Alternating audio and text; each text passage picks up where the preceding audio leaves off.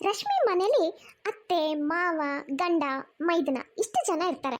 ಮದುವೆಗೂ ಮೊದಲು ರಶ್ಮಿ ಎಷ್ಟೆಲ್ಲ ಕನಸು ಕಟ್ಕೊಂಡಿರ್ತಾಳೆ. ಮದುವೆ ಆದ್ಮೇಲೆ ತಾನು ತನ್ನ ಗಂಡನ ಮನೇಲಿ ಹಾಗಿರ್ತೀನಿ ಹೀಗಿರ್ತೀನಿ, ಮನೇನ ಇಷ್ಟು ಚೆನ್ನಾಗಿ ನೋಡ್ಕೋತೀನಿ, ತನಗೆ ಎಲ್ಲದರಲ್ಲೂ ಸ್ವಾತಂತ್ರ್ಯ ಇರುತ್ತೆ ಅಂತ ಅನ್ಕೊಂಡಿರ್ತಾಳೆ. ಆದ್ರೆ ಮದುವೆಯಾಗಿ ಗಂಡನ ಮನೆಗೆ ಬಂದ್ಮೇಲೆ ಅವಳ ಎಲ್ಲ ಕನಸುಗಳು ನುಚ್ಚುನೂರಾಗತ್ತೆ. ಯಾಕೆ ಅಂದ್ರೆ ಅವಳ ಗಂಡನ ಮನೇಲಿ ಅವಳ ಅತ್ತೆ ಪದ್ಮಾ ಮಾತೆ ನಡೀತಾ ಇರತ್ತೆ. ಒಂದಿನ ರಶ್ಮಿ ಕಿಚನ್ ನಲ್ಲಿ ಅಡುಗೆ ಮಾಡ್ತಾ ಇರ್ತಾಳೆ. ಆಗ ಅಲ್ಲಿಗೆ ಅವಳ ಅತ್ತೆ ಬರ್ತಾಳೆ. ರಶ್ಮಿ, ಇದೇನ್ ಮಾಡ್ತಾ ಇದೀಯ? ಪಲಾವ್ ಮಾಡ್ತಾ ಇದ್ದೀನತ್ತೆ. ಹೌದು, ಪಲಾವ್ ಮಾಡಕ್ ಯಾರು ಹೇಳಿದ್ರು ನಿನ್ಗೆ? ಇವತ್ತು ಏನ್ ಮಾಡ್ಬೇಕು ಅಂತ ನೀನೇನಾದ್ರೂ ಬಂದು ನನ್ನ ಹತ್ರ ಕೇಳ್ದ್ಯಾ? ಏನು ಹೇಳ್ದೆ ಕೇಳ್ದೆ ನೀನೇ ಪಲಾವ್ ಮಾಡ್ಬೇಕು ಅಂತ ನಿರ್ಧಾರ ಮಾಡ್ಬಿಟ್ಯಾ? ಅಲ್ಲ, ಅದು ಅತ್ತೆ, ನನ್ಗಿವತ್ತು ಪಲಾವ್ ತಿನ್ಬೇಕು ಅಂತ ಆಸೆ ಆಯ್ತು, ಅದಕ್ಕೆ ಪಲಾವೇ ಮಾಡ್ಬಿಡೋಣ ಅಂತ ಮಾಡ್ತಾ ಇದ್ದೆ. ಅವಳಿಗೆ ಪಲಾವ್ ತಿನ್ಬೇಕು ಅಂತ ಅನ್ನಿಸ್ತಂತೆ, ಮಾಡಕ್ ನಿಂತು ಬಿಟ್ಲಂತೆ. ನೋಡೆ, ನಾನು ಹೇಳೋ ಮಾತನ್ನ ಸರಿಯಾಗಿ ಕೇಳಿಸ್ಕೊ. ಈ ಮನೆಗೆ ದೊಡ್ಡವಳು ನಾನೇನು ಹೇಳ್ತೀನೋ ಅದೇ ಮಾತೇ ನಡೆಯೋದು. ಇದು ಈ ಮನೆ ರೂಲ್, ಅರ್ಥ ಆಯ್ತಾ? ನೋಡು, ಈಗ ಈ ಪಲಾವ್ ಗಿಲಾವೆಲ್ಲ ಇಲ್ಲೇ ಕೈ ಬಿಟ್ಟು ದಾಲ್ ಮಾಡು, ಅರ್ಥ ಆಯ್ತಾ? ಸರಿಯತ್ತೆ, ಹಾಗೆ ಮಾಡ್ತೀನಿ. ಪಲಾವ್ ಮಾಡ್ತಾಳಂತೆ, ಪಲಾವ್. ನನಗೆ ಕೇಳಿದ್ರೆ ಇವಳು ಇಷ್ಟದ ಪ್ರಕಾರ ಮಾಡಕ್ಕೆ ನಾನು ಬಿಟ್ಬಿಡ್ತೀನಾ? ನನ್ನ ಹಣೆ ಬರ ಅನ್ನೋದೇ ಕೆಟ್ಟ ಕೆರ ಹಿಡಿದು ಹೋಯ್ತು. ಮದುವೆ ಆಗಿ ಈ ಮನೆಗೆ ಬಂದಾಗಿಂದನೂ ಮನೆ ಸೊಸೆಗಿನ ಹೆಚ್ಚಾಗಿ ಮನೆ ಕೆಲಸದೊಳಾಗ್ಬಿಟ್ಟಿದ್ದೀನಿ. ಇಡೀ ದಿನ ಈ ಮನೆಯವ್ರು ಚಾಕ್ರಿ ಮಾಡೋದು, ಮದ್ರ ಮೇಲೆ ಈ ಅತ್ತೆ ಹತ್ರ ಬೈಸ್ಕೊಳ್ಳೋದು, ಇದೇ ಆಗೋಯ್ತು. ಈ ಮನೇಲಿ ಯಾರು ನನ್ನ ಮಾತು ಕೇಳಲ್ಲ. ಇಷ್ಟೆಲ್ಲ ಕೆಲಸನ ನಾನು ಒಬ್ಳೆ ಹೇಗೆ ಮಾಡ್ಕೊಂಡು ಹೋಗ್ಲಿ? ಯಾರಿಗೂ ಅದು ಅರ್ಥನೇ ಆಗಲ್ಲ. ಅಡಿಗೆಯವರೆಗೂ ಎಲ್ಲಾ ವಿಷಯನೂ ಈ ಅತ್ತೆ ಇಷ್ಟದ ಪ್ರಕಾರನೇ ಆಗ್ಬೇಕು. ಇವತ್ತು ನಾನು ಅತ್ತೆ ಹತ್ರ ಇದ್ರ ಬಗ್ಗೆ ಮಾತಾಡ್ತೀನಿ, ಬಿಡೋದಿಲ್ಲ. ಎಲ್ಲ ಇವ್ರ ಇಷ್ಟದ ಪ್ರಕಾರನೇ ಆಗ್ಬೇಕು ಅಂದ್ರೆ ಹೇಗೆ? ನಾನು ಮನುಷ್ಯಳು ತಾನೆ, ಮಾತಾಡ್ತೀನಿ ಇವತ್ತು, ಬಿಡಲ್ಲ. ಅಷ್ಟೊತ್ತಿಗೆ ಅತ್ತೆ ಧ್ವನಿ ಕೇಳುತ್ತೆ. ರಶ್ಮಿ, ಅಡಿಗೆ ಆಯ್ತಾನೆ? ಹಾ ಹಾ ಹಾ ಅತ್ತೆ, ಆಯ್ತು, ತಂದೆ ಇರಿ. ಹೌದು, ಅತ್ತೆಗೆ ಅವ್ರ ಕೂತಲ್ಲೇ ನಾನೇ ಯಾಕೆ ಊಟ ತಗೊಂಡು ಹೋಗಿ ಕೊಡ್ಬೇಕು? ಅವರೇ ಬಂದು ಹಾಕೊಂಡು ಹೋಗ್ಬೋದಲ್ವಾ? ಅವ್ರ ಕಾಲು ಕೈಗೇನು ಮೆಹಂದಿ ಹಾಕೊಂಡು ಕೂತಿದಾರಾ? ಇಲ್ಲ ತಾನೆ? ಹೌದು, ಈಗಲೇ ಹೋಗಿ ಹೇಳ್ತೀನಿ. ಸ್ವಲ್ಪ ಮುಂದೆ ಹೋಗೋ ರಶ್ಮಿ ಹಾಗೆ ನಿಂತ್ಕೋತಾಳೆ. ಮತ್ತೆ ಯೋಚನೆ ಮಾಡ್ತಾಳೆ, ಹೇಗೂ ಹೋಗೋದು ಹೋಗ್ತಾ ಇದ್ದೀನಿ, ಊಟ ಹಾಕೊಂಡೇ ಹೋಗ್ಬಿಡ್ತೀನಿ. ರಶ್ಮಿ ಅತ್ತೆಗೆ ಊಟ ತಗೊಂಡ್ ಬರ್ತಾಳೆ. ಅತ್ತೆ, ಊಟ ತಗೊಳ್ಳಿ. ಅತ್ತೆ ಊಟ ಮಾಡಕ್ಕೆ ಶುರು ಮಾಡ್ತಾಳೆ. ಅತ್ತೆ, ನಾನು ನಿಮ್ಮ ಹತ್ರ ಸ್ವಲ್ಪ ಮಾತಾಡ್ಬೇಕಿತ್ತು. ರಶ್ಮಿ, ಇವತ್ತು ನೀನು ದಾಲ್ ತುಂಬಾ ಚೆನ್ನಾಗಿ ಮಾಡಿದ್ಯಾ, ತುಂಬಾ ರುಚಿಯಾಗಿದೆ. ತಿಂದು ಬಹಳ ಖುಷಿ ಆಯ್ತು ನೋಡು. ನಿಜವಾಗ್ಲು ಬಹಳ ಚೆನ್ನಾಗಿ ಮಾಡಿದ್ಯಾ. ನಿನ್ ಥರ ರುಚಿಯಾಗಿ ಅಡುಗೆ ಮಾಡೋ ಸೊಸೆನೆ ಎಲ್ಲರಿಗೂ ಸಿಗ್ಲಪ್ಪ. ತನ್ನ ಬಗ್ಗೆ ಅತ್ತೆ ಹೊಗಳಿದ್ದನ್ನ ಕೇಳಿ ರಶ್ಮಿ ತುಂಬಾ ಖುಷಿಯಾಗಿ ತಾನು ಅತ್ತೆ ಹತ್ರ ಮಾತಾಡಕ್ ಬಂದಿದ್ದನ್ನೇ ಮರ್ತು ಬಿಡ್ತಾಳೆ. ಹೌದಾ ಅತ್ತೆ, ಅಷ್ಟೊಂದು ರುಚಿಯಾಗಿದ್ಯಾ? ಸರಿ ಅತ್ತೆ, ನಾನು ನಿಮ್ಗೆ ಇನ್ನೊಂದು ಸ್ವಲ್ಪ ದಾಲ್ ತಗೊಂಡು ಬರ್ತೀನಿ. ಅತ್ತೆಗೆ ನಾನು ಮಾಡಿರೋ ದಾಲ್ ತುಂಬಾ ಇಷ್ಟ ಆಗಿದೆ. ಅಂದ್ರೆ ಇದರರ್ಥ ನಾನು ತುಂಬಾ ಚೆನ್ನಾಗಿ ಅಡುಗೆ ಮಾಡ್ತೀನಿ ಅಂತ. ಇವತ್ತು ರಾತ್ರಿ ಊಟಕ್ಕೆ ಇಷ್ಟು ಟೇಸ್ಟಿ ಆಗಿರೋ ಚಪಾತಿ ಪಲ್ಯ ಮಾಡ್ತೀನಿ ಅಂದ್ರೆ ಅತ್ತೆ ಹಾಗೆ ಬೆರಳು ನೆಕ್ತಾ ಇರಬೇಕು, ಆ ಥರ ಮಾಡ್ತೀನಿ. ಒಂದ್ ನಿಮಿಷ, ನಾನು ಏನ್ ಮಾಡ್ತಾ ಇದ್ದೀನಿ? ನಾನು ಅತ್ತೆ ಹತ್ರ ಮನೆ ಕೆಲಸದ ಬಗ್ಗೆ ಮಾತಾಡ್ಬೇಕು ಅಂತ ಅನ್ಕೊಂಡಿದ್ನಲ್ವಾ? ಹೋಗ್ಲಿ ಬಿಡು, ಈಗಂತೂ ಅಡಿಗೆ ಕೆಲಸ ಎಲ್ಲ ಆಗಿ ಹೋಗಿದೆ. ಇನ್ನೇನು ಸ್ವಲ್ಪ ಪಾತ್ರೆ ತೊಳೆಯೋದೊಂದು ಬಾಕಿ ಇದೆ. ಆದ್ರೆ ಇವತ್ತು ಸಂಜೆ ಮಾತ್ರ ಅತ್ತೆ ಹತ್ರ ಇದ್ರ ಬಗ್ಗೆ ಮಾತಾಡೇ ಆಡ್ತೀನಿ. ರಶ್ಮಿ ಮನೆ ಕೆಲಸ ಮಾಡ್ತಾನೆ ತನ್ನಷ್ಟಕ್ಕೆ ತಾನು ಗೊಣುತ್ತಾನು ಇರ್ತಾಳೆ. ಇಲ್ಲಪ್ಪ, ಇದೆಲ್ಲ ಯಾಕೋ ಅತಿ ಆಯ್ತು ಅಂತ ಅನಿಸ್ತಾ ಇದೆ. ಇವತ್ತು ನಾನು ಅತ್ತೆ ಹತ್ರ ಮಾತಾಡೇ ಆಡ್ತೀನಿ. ನಾನು ತುಂಬಾನೇ ಸಹಿಸ್ಕೊಂಡ್ ಬಿಟ್ಟಿದ್ದೀನಿ. ಅಲ್ಲ, ಅಷ್ಟಕ್ಕೂ ನನಗೂ ಒಂದು ಗೌರವ ಮರ್ಯಾದೆ ಅಂತ ಇರುತ್ತೆ ತಾನೆ? ಈ ಕುಟುಂಬದಲ್ಲಿ ನಾನು ಒಬ್ಳು, ಈ ಮನೆ ನಂದು ಕೂಡ. ಆದ್ರೆ ಈ ಮನೇಲಿ ಯಾರು ನನ್ನ ಮಾತು ಕೇಳೋದೇ ಇಲ್ಲ. ಅಷ್ಟೊತ್ತಿಗೆ ಅತ್ತೆ ಧ್ವನಿ ಕೇಳುತ್ತೆ. ರಶ್ಮಿಯೇ, ಒಂದ್ ಲೋಟ ಟೀ ಮಾಡ್ಕೊಡಮ್ಮ. ಹಾ, ಶುಂಠಿ ಹಾಕೋದನ್ನ ಮರಿಬೇಡ. ನಿನ್ನೆ ಮಾಡಿದ್ಯಲ್ಲ ಅದೇ ಥರ. ನಿನ್ನೆ ನೀನ್ ಟೀ ಮಾಡಿದ್ಯಲ್ಲ, ಬಹಳ ಚೆನ್ನಾಗಿತ್ತು, ಅದೇ ಥರ ಮಾಡು. ಹಾ, ಅತ್ತೆಗೆ ನಾನು ಮಾಡಿದ ಟೀ ತುಂಬಾ ಇಷ್ಟ ಆಗಿದೆ.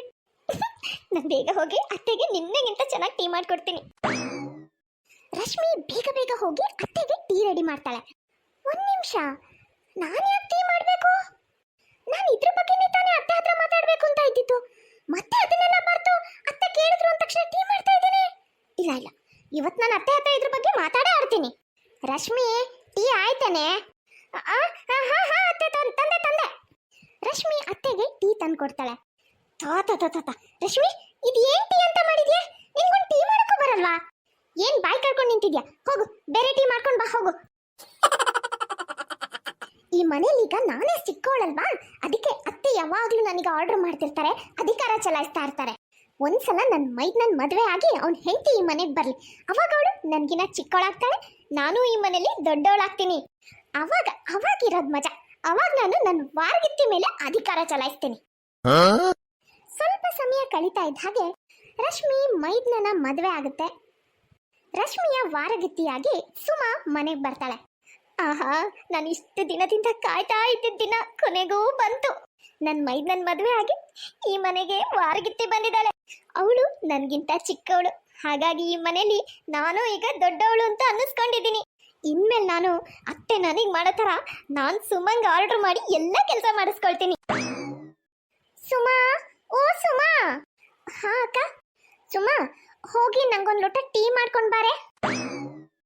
ಸುಮಾ ಪಾಪದವಳ ಥರ ಮುಖ ಇಟ್ಕೊಂಡು ಹೇಳ್ತಾಳೆ, ಅಕ್ಕ ನನಗೆ ಟೀ ಮಾಡಕ್ ಬರಲ್ಲ, ನೀವು ನನಗೆ ಟೀ ಹೇಗೆ ಮಾಡೋದು ಅಂತ ಹೇಳ್ಕೊಡ್ತೀರಾ? ನಾನು ಕಲ್ತ್ಕೊಳ್ತೀನಿ.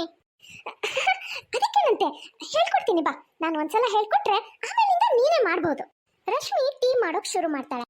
ಅಕ್ಕ, ಹೇಗೂ ನೀವು ಟೀ ಮಾಡೋದೇ ಮಾಡ್ತಾ ಇದ್ದೀರಾ ಅಂತೆ, ನನಗೂ ಒಂದು ಲೋಟ ಸೇರಿಸಿ ಮಾಡಿಬಿಡಿ. ನನಗೆ ಯಾಕೋ ಇವತ್ತು ತುಂಬ ತಲೆನೋವ್ತಾ ಇದೆ ಅಕ್ಕ, ನಾನು ಹಾಲ್ನಲ್ಲಿ ಕೂತಿರ್ತೀನಿ, ಪ್ಲೀಸ್ ಟೀ ಮಾಡಿ ತಂದ್ಕೊಡಿ. ಇದೇನಪ್ಪ ಇದು, ಈ ಸುಮಾ ನನ್ನ ಹತ್ರನೇ ಟೀ ಮಾಡಿಸ್ಕೊಳ್ತಾ ಇದ್ದಾಳೆ. ಬಹಳ ಜೋರಿದ್ದಾಳೆ. ಹೋಗ್ಲಿ ಬಿಡು, ಹೇಗೂ ಈಗ ಟೀ ಮಾಡದೆ ಮಾಡ್ತಾ ಇದ್ದೀನಿ, ಅವಳಿಗೂ ತಗೊಂಡು ಹೋಗಿ ಕೊಟ್ಬಿಡ್ತೀನಿ. ಆದರೆ ರಾತ್ರಿ ಅಡುಗೆ ಮಾತ್ರ ಆ ಸುಮನ್ ಹತ್ರನೇ ಮಾಡಿಸ್ತೀನಿ. ಸಾಯಂಕಾಲ ರಾತ್ರಿಗೆ ಅಡುಗೆ ಮಾಡೋ ಸಮಯ ಆಗುತ್ತೆ. ಸುಮಾ, ನೀನೊಂದು ಕೆಲಸ ಮಾಡು, ಇವತ್ತು ರಾತ್ರಿ ಅಡುಗೆನ ನೀನೇ ಮಾಡು. ಸರಿ ಅಕ್ಕ, ಮಾಡ್ತೀನಿ. ಆದರೆ ಅಕ್ಕ, ನೀವು ಚಪಾತಿ ಮತ್ತು ಆಲೂ ಸಬ್ಜಿ ತುಂಬ ಟೇಸ್ಟಿಯಾಗಿ ಮಾಡ್ತೀರಾ ಅಂತ ನಾನು ಕೇಳಿದ್ದೀನಿ. ಎಷ್ಟು ಟೇಸ್ಟಿಯಾಗಿರುತ್ತೆ ಅಂದರೆ ಅದನ್ನು ತಿಂದವರು ಇನ್ನೂ ತಿನ್ನಬೇಕು ತಿನ್ನಬೇಕು ಅಂತ ತಿಂತಾನೆ ಇರ್ತಾರಂತೆ. ಹೌದೌದು, ನಾನು ತುಂಬ ರುಚಿಯಾಗಿ ಅಡುಗೆ ಮಾಡ್ತೀನಿ. ಮತ್ತೆ ಅಕ್ಕ, ನಿಮ್ಮ ಥರನೇ ರುಚಿಯಾಗಿ ಅಡುಗೆ ಮಾಡೋದನ್ನ ನನಗೂ ಹೇಳ್ಕೊಡಿ. ಅಯ್ಯೋ, ಅದಕ್ಕೇನಂತೆ, ನಡಿ ಹೇಳ್ಕೊಡ್ತೀನಿ. ರಶ್ಮಿ ಅಡುಗೆ ಮಾಡ್ತಾ ಇದ್ರೆ ಸುಮಾ ಆರಾಮಾಗಿ ಅಡುಗೆ ಮನೆ ಕಟ್ಟೆ ಮೇಲೆ ಕೂತ್ಕೊಂಡು ಚಿಪ್ಸ್ ತಿಂತಾ ಇರ್ತಾಳೆ. ಅಷ್ಟೇ ಅಲ್ಲ, ರಶ್ಮಿನ ನೋಡಿ ಮುಸಿ ಮುಸಿ ನಗ್ತಾ ಇರ್ತಾಳೆ. ಸ್ವಲ್ಪ ಹೊತ್ತಲ್ಲಿ ರಶ್ಮಿ ಎಲ್ಲಾ ಅಡುಗೆನೂ ಮಾಡಿ ಮುಗಿಸ್ತಾಳೆ. ನೋಡಿದ್ಯಾ, ಈ ಥರ ಅಡುಗೆ ಮಾಡಬೇಕು. ವಾವ್ ಅಕ್ಕ, ನೀವು ಎಷ್ಟು ಚೆನ್ನಾಗಿ ಅಡುಗೆ ಮಾಡಿದ್ದೀರಾ, ಎಷ್ಟು ವೆರೈಟಿ ಅಡುಗೆ ಮಾಡಿದ್ದೀರಾ. ನಿಜವಾಗ್ಲೂ ನೀವೊಂಥರ ಸೂಪರ್ ವುಮನ್. ಹಾ, ಸೂಪರ್ ವುಮನ್ನ. ಅಷ್ಟೊತ್ತಿನಲ್ಲಿಗೆ ಅತ್ತೆ ಬರ್ತಾಳೆ.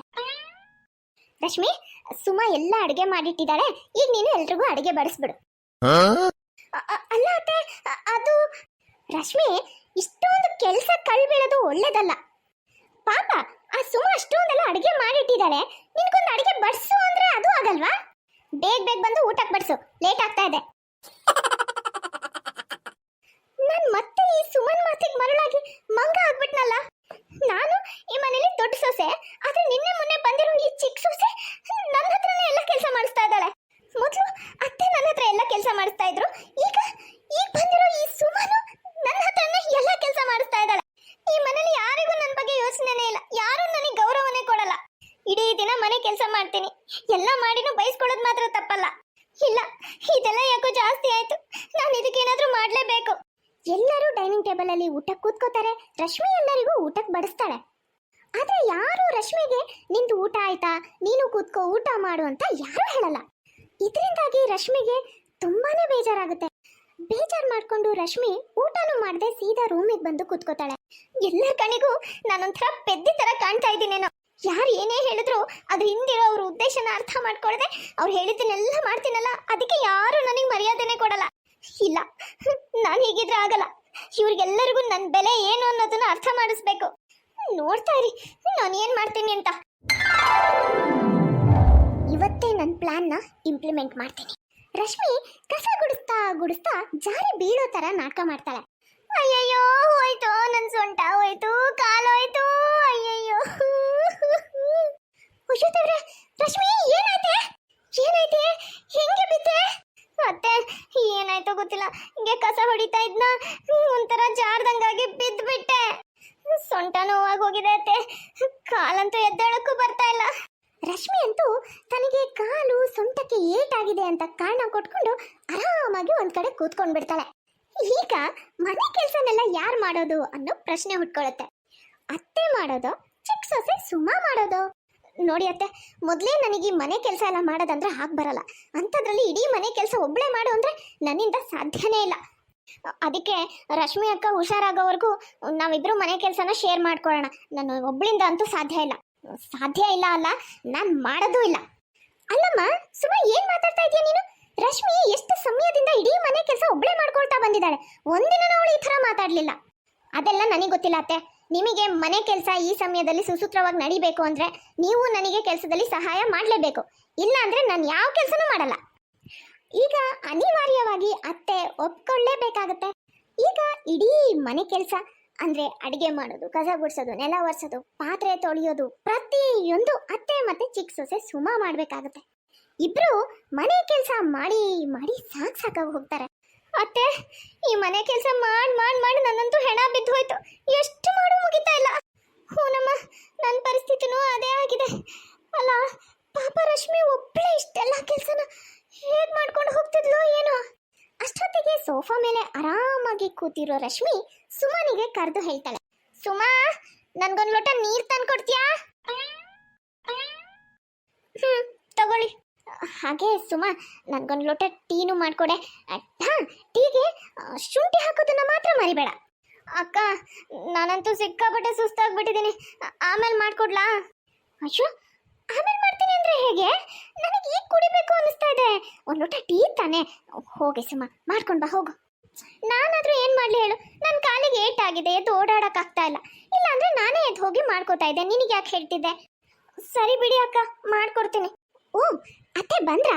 ಒಳ್ಳೇದಾಯ್ತು. ನಾನು ನಿಮ್ಮನ್ನ ಕರಿಬೇಕು ಅಂತ ಇದ್ದೆ. ಏನಮ್ಮ? ಅತ್ತೆ, ನಾನು ಪೂರಿ ಸಾಗು ತಿಂದೆ ತುಂಬ ಸಮಯ ಆಯಿತು. ನನ್ಗೆ ಯಾಕೋ ಇವತ್ತು ಪೂರಿ ಸಾಗು ತಿನ್ನಬೇಕು ಅಂತ ತುಂಬ ಆಸೆ ಆಗ್ತಿದೆ. ನನಗೋಸ್ಕರ ಪ್ಲೀಸ್ ಮಾಡ್ತೀರಾ ಅತ್ತೆ? ಏನು, ಪೂರಿ ಸಾಗು ಮಾಡಬೇಕಾ? ಹ್ಞೂ ಅತ್ತೆ, ನಾನಾದರೂ ಏನು ಮಾಡಲಿ ಹೇಳಿ? ನಾನೀಗ ಹೋಗಿ ನಿಂತ್ಕೊಂಡು ಮಾಡೋಕ್ಕಾಗುತ್ತಾ? ಇಲ್ಲ ತಾನೆ, ಅದಕ್ಕೆ ನಿಮ್ಮನ್ನು ಕೇಳ್ತಾ ಇದ್ದೀನಿ. ಮಾಡ್ತೀರಾ ತಾನೆ?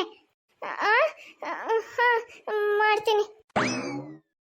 ಅತ್ತೆ ಮತ್ತೆ ಸುಮಾ ಇಬ್ರು ಇಡೀ ದಿನ ಕೆಲಸ ಮಾಡಿ ಮಾಡಿ ಮಾಡಿ ಸಾಕಾಗಿ ಕೂತ್ಕೊಳ್ತಾರೆ. ಅಯ್ಯಪ್ಪ ದೇವ್ರೆ, ನನ್ಗಂತೂ ಇಡೀ ದೇಹನೇ ಜಜ್ಜಿಟ್ಟಂಗೆ ಆಗ್ಬಿಟ್ಟಿದೆ. ಒಬ್ರೇ ಇಡೀ ಮನೆ ಕೆಲಸ ಮಾಡೋದು ಅಷ್ಟು ಸುಲಭ ಅಲ್ಲ. ಹೌದತ್ತೆ, ನಂದು ಇದೇ ಪರಿಸ್ಥಿತಿ ಆಗಿದೆ.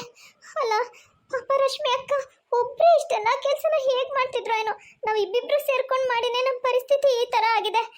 ಪಾಪ ಅವರೊಬ್ಬರೇ ಅಷ್ಟೊಂದೆಲ್ಲ ಕೆಲಸ ಮಾಡಿ ಎಷ್ಟು ಸುಸ್ತಾಗ್ತಿರ್ಬೋದು. ನಾವು ಇದ್ರ ಬಗ್ಗೆ ಯೋಚನೆನೇ ಮಾಡಲಿಲ್ಲ. ನಾವು ತಪ್ಪು ಮಾಡಿದ್ವಿ ಅತ್ತೆ. ನಾವು ಅವರಿಗೆ ಕೆಲಸದಲ್ಲಿ ಸಹಾಯ ಮಾಡಬೇಕಿತ್ತು. ಹೌದಮ್ಮ, ಪಾಪ ರಶ್ಮಿ ಎಷ್ಟು ಕಷ್ಟ ಆಗ್ತಿತ್ತು ಏನೋ ಅವಳಿಗೆ. ಅಷ್ಟೊತ್ತಿನಲ್ಲಿಗೆ ರಶ್ಮಿ ಬರ್ತಾಳೆ. ಅವಳು ಆರಾಮಾಗಿ ನಡ್ಕೊಂಡು ಬಂದಿದ್ದನ್ನ ನೋಡಿ ಅತ್ತೆ ಮತ್ತೆ ಸುಮಾ ಇಬ್ರು ಶಾಕ್ ಆಗ್ಬಿಡ್ತಾರೆ. ರಶ್ಮಿ, ನಿನ್ಗೇನು ಆಗಿಲ್ವಾ? ಆರಾಮಾಗೇ ಇದೆಯಾ? ಆರಾಮಾಗಿ ನಡ್ಕೊಂಡು ಬಂದಿಲ್ಲೇ? ಹೌದತ್ತೆ, ನನಗೇನೂ ಆಗಿಲ್ಲ. ನಾನು ಆರಾಮಾಗೇ ಇದ್ದೀನಿ. ನಿಮ್ಮಿಬ್ಬರಿಗೂ ಬುದ್ಧಿ ಕಲಿಸ್ಬೇಕು, ನನ್ನ ಕಷ್ಟನ ಅರ್ಥ ಮಾಡಿಸ್ಬೇಕು ಅಂತಾನೆ ನಾನು ಈ ನಾಟಕ ಮಾಡಿದ್ದು. ಇಡೀ ದಿನ ನಾನು ಒಬ್ಬಳೇ ಮನೆ ಕೆಲಸ ಮಾಡ್ತಿದ್ದೆ. ನಾನು ಮನುಷ್ಯಳು, ನನಗೂ ಕಷ್ಟ ಆಗುತ್ತೆ, ಸುಸ್ತಾಗುತ್ತೆ ಅಂತ ನಿಮಗೆ ಯಾರಿಗೂ ಅರ್ಥನೇ ಆಗ್ತಿರ್ಲಿಲ್ಲ. ನನ್ನ ಬಗ್ಗೆ ಯಾರಿಗೂ ಸ್ವಲ್ಪನೂ ಕನ್ಸರ್ನ್ ಇಲ್ಲ, ಗೌರವನೂ ಇಲ್ಲ. ಅದಕ್ಕೆ ನಾನು ಈ ನಾಟಕ ಮಾಡಿದ್ದು. ಬಂದು ಬಂದು ನನಗೆ ಅದು ಮಾಡು ಇದು ಮಾಡು ಅಂತ ಆರ್ಡರ್ ಮಾಡ್ತಿದ್ರಲ್ಲ, ಈಗ ಅರ್ಥ ಆಯ್ತಾ ನಿಮಗೆ ಎಷ್ಟು ಕಷ್ಟ ಇದೆ ಅಂತ? ಹೌದಕ್ಕ, ಸಾರಿ, ನನ್ನ ತಪ್ಪು ನನಗೆ ಅರ್ಥ ಆಗಿದೆ ಅಕ್ಕ. ಇನ್ಮೇಲೆ ಹೀಗೆ ಮಾಡಲ್ಲ. ಇನ್ಮೇಲೆ ನಿಮ್ಮ ಜೊತೆ ಸೇರಿಕೊಂಡು ನಿಮ್ಮ ಕೆಲಸದಲ್ಲಿ ನಾನು ಸಹಾಯ ಮಾಡ್ತೀನಿ. ಹೌದಮ್ಮ, ನನ್ನ ಕಡೆಯಿಂದನೂ ಸಾರಿ. ಮನೆ ನಮ್ಮೆಲ್ಲರದು ಅಂದಮೇಲೆ ಮನೆ ಕೆಲಸನೂ ನಮ್ಮೆಲ್ಲರದು ಆಗಿರಬೇಕು, ಬರೀ ಒಬ್ರದ್ದೇ ಅಲ್ಲ ಅನ್ನೋದು ನನಗೂ ಅರ್ಥ ಆಗಿದೆ. ನೋಡಿದ್ರಲ್ಲ ಫ್ರೆಂಡ್ಸ್, ಇವತ್ತಿನ ಈ ವಿಡಿಯೋ ನಿಮಗೆ ಸ್ವಲ್ಪನಾದರೂ ಇಷ್ಟ ಆಗಿದ್ರೆ ಪ್ಲೀಸ್ ಚಾನಲ್ನ ಸಬ್ಸ್ಕ್ರೈಬ್ ಮಾಡಿ, ಹಾಗೆ ಲೈಕ್ ಮಾಡಿ.